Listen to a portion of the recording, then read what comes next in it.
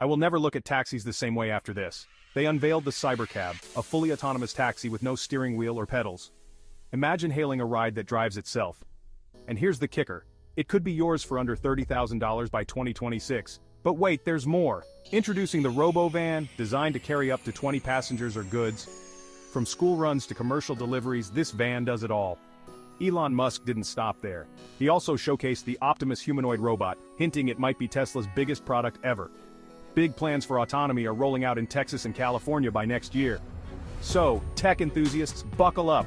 The future of transit is here and it's electrifying. #Tesla, #Cybercab, #Robovan, #Autonomous, driving #Elon Musk, #Tech News.